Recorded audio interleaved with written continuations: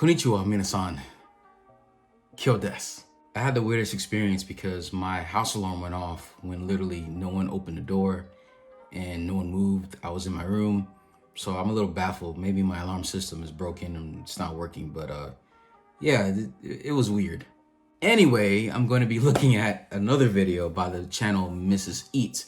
I find her videos very entertaining, and this video topic is weird things that are normal in Japan. This is bound to be interesting. So without further ado, ikimashou. I was going to prepare my breakfast with rice and raw egg. All of my friends tried to stop it. Don't do that, please don't do that.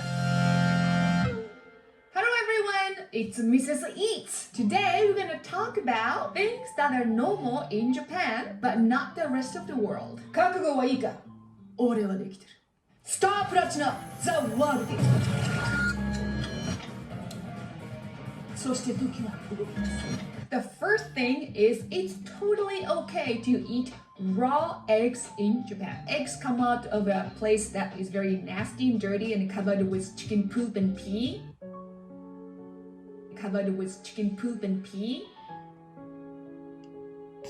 Come out of a place that is very nasty and dirty. It's not very safe, but in Japan, egg companies actually clean the shell very, very thoroughly. You might be surprised that we even have a egg package that this is best for TKG, tamago kake gohan. It's one of Japanese most favorite breakfast with steamed rice, raw egg, and soy sauce. It's amazing, and you have to try it when you're in Japan. When I was living in New Zealand, to be honest, this doesn't weird me out because when I was in Japan, I ate a lot of food that had raw eggs in them. So to me, I can see how in the rest of the world this may be different, but because I've kind of adopted a lot of Japanese customs and culture, it's not too different to me. I was going to prepare my breakfast with rice and raw egg, but all of my Kiwi friend tried to stop it. Don't do that, please don't do that. You're gonna get sick, please don't eat it, okay? Why? It's very normal in Japan. But they were so shocked to hear it. Raw eggs are so safe to eat in Japan. Out of 20,000 eggs, there was no salmonella. And out of 100,000 eggs, only 3 had salmonella. So if you eat raw eggs in Japan, you have 0.0029% to get sick. Next is all about alcohol. So you might be surprised that a lot of Japanese restaurants and bars actually have a service called nomihodai. Nomihodai is all you can drink. It's only for a certain period of time, like 60 minutes, 90 minutes. Some of them have like a 10 minutes all you can drink system too. My husband told me that in the US, there are not such services there. And I was so surprised to hear that. In Japan, most of places have to offer nomihodai because, customers just want to drink, and then they don't have to pay extra. But if you just want to have one drink, you can always go to a convenience store or vending machine. We have a lot of alcohol drinks vending machines here in Japan. I know in some European countries, like I believe Ireland and Scotland, they have a huge alcoholic culture. To be honest, I haven't done my in-depth research, but to my knowledge, many of European countries were more, non-religious, or they weren't Christian. As far as I know, Christianity spread to Europe way after many European countries or cultures are formed. And I think the reason why in the West alcohol is not as prevalent is because of our Christian upbringing, which we don't believe alcohol is bad, but drunkenness is bad, to be under the influence of something. Do I drink? Once in a blue moon. I don't drink that much. I personally don't like alcohol too much, though I may have a wine cooler here or there, or if I'm at a wedding or whatever, I may have some wine, but I'm not much of a drinker. But I also think it's also because I find Japanese society in specifically tends to be a bit more mature when it comes to people. Like you'll find more kids talking to strangers or kids riding on the trains by themselves. In America, in many parts of America, we don't have that kind of sort of independent, mature thinking with our people.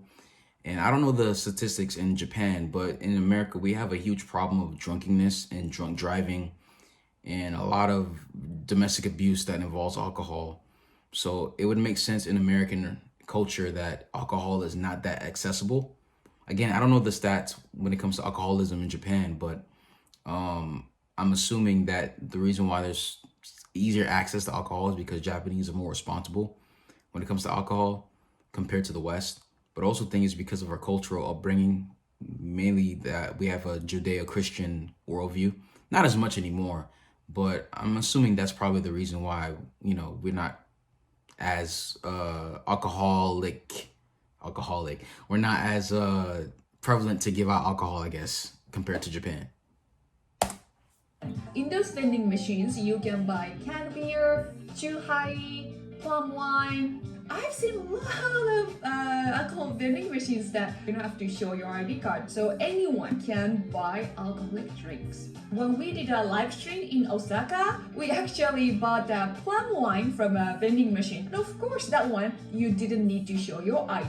Oh, and if you didn't know, I have an Instagram where I do mini live streams. So make sure you follow me on Instagram to catch me live. You might be surprised to see a lot of Japanese people drinking in public places. And drinking in public is legal in Japan. For example, I've seen a lot of people on a train drinking a can of beer. And nobody really bothered them. In Japan, people really don't touch other people's belongings. For example, you might see some young people, they just put their bag or sometimes their iPhone on the table to keep the seat. And then they go to the cashier to order their meal. It's very shocking for you guys, right? But for a lot of Japanese people, it's quite normal because we know that nobody tried to steal it. And also, many people park their car while engine is still running and then leave the car and then do some chores.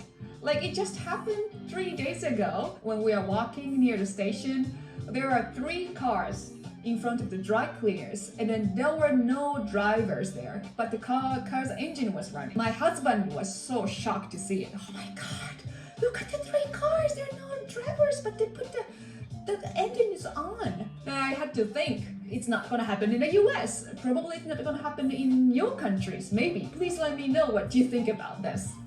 So in Japan, you see a lot of people just leave their car or leave their bicycle or motorcycle on a street and then just do something and then 5 minutes later they come back. And nobody really steal their thing. So again, for Japanese people, we want to believe that nobody will steal your thing. Next, nobody really bother you if you sleep in a public place. So you might see some young people sleeping in a Burger King or a fast food restaurant around like 2 a.m. or 3 a.m. because they are waiting for their first train or first bus to home. Again, for me, this is something that I'm used to seeing it. For foreigners, they feel like it's, why are they sleeping here? And what is the manager of that restaurant doing? Why don't they just kick them out? I don't think that could happen in Japan because I'm sure the restaurant's manager or maybe some staff don't like to have a customer sleeping in their restaurant or shop. But they don't, even though they don't like it, they probably don't want to talk to you. They probably don't want to ask you to leave the restaurant or shop because they don't want to cause any trouble. Next, Japanese kids have more freedom in public places. So here, you see a lot of first or second grade of elementary school kids going to their school by themselves using public transportation. So when I go to work, like it's like 7 a.m., I see a lot of little kids, like 6 or 7 years old kids in their school uniform, taking the train by themselves. No parents. Sometimes they're in a group, sometimes they're by themselves. And then again, it's very normal for us to see. And you might be surprised to see like a junior high school kid just hanging out by themselves around 8 p.m. or 9 p.m. by themselves, or going to convenience store and then buy some snack. A lot of Japanese kids goes to a cram school after school. So cram school is a special school for kids to study other subjects. Sometimes some sports or sometimes like subject from school. So they spend their time maybe 2 hours, maybe 3 hours at their cram school, after school. And of course, they have like a little security alarm, or they have a smartphone that the parents can detect them where they are. But still, a lot of Japanese parents feel it's safe for them, for kids to, walk home by themselves. And also high school kids travel to quite far away by themselves. In the third year of high school, we have last high school trip. So kids gather together and then they usually go really far away to travel. One of the most popular destination is Tokyo Disneyland. So I live in Osaka, so going to Tokyo Disneyland would probably take 6 hours by highway bus. So I went to Tokyo Disneyland with my friends, like 5 of us, taking the highway bus at night, 9 p.m. and then get to Tokyo early morning. And then again, We do that in American schools, at least in Florida, to my knowledge, is where many high schools or even middle schools will have like a end of the year field trip where every grade goes to a certain destination, and it's like a travel thing that you go to. And we usually go like places that are like 4 or 5 hours away. So that's very common, at least in American schools, or at least in the schools in Florida. So that's not too uncommon. It happens a lot in America as well. and this is very normal for us. So you see a lot of high school kids taking highway bus to Tokyo Disneyland, or maybe they just take a longer trip by themselves. And again, parents are okay with it. I'm sure they will say be careful, don't talk to strangers. If something happened, please call us or call the police, or ask for help to other adults. But still, we know nothing's gonna happen to them. So please let me know if these things are normal in your countries. Thanks for watching. Okini! Good video. When I first was researching Japan back when I was in high school, some of these things were definitely a shocker to me. But I think a lot of these things can happen culturally because of how safe Japan is. In America, I would say it really depends on where you live. Certain parts of America are more homey in nature, like you can trust your neighbors, or it's safe to go out.